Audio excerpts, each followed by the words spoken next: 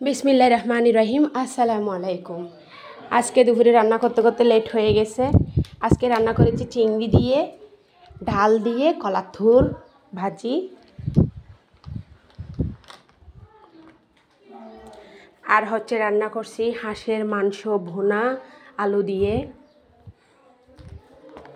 দেখেন আমার কলার থুরের কালারটা মাশাআল্লাহ অনেক সুন্দর আসছে। আমার প্রায় হয়ে গেছে রান্নাবান্না শেষের দিকে।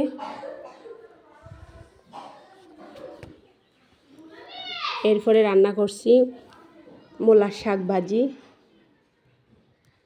আলু দিচ্ছি কুচি কুচি করে। এরপরে রান্না করছি হাঁসের মাংস ভুনা আলু দিয়ে। দেখেন কালারটা মাশাআল্লাহ ওয়াও, দারুণ আসছে কালার। এই হচ্ছে আজকে দুপুরের রান্না। তারপরে আমি চিংড়ি দিয়ে লতি ভাজিও করেছি। লতি ভাজি না বলতে গেলে এটা রান্না হয়। আসসালামু আলাইকুম।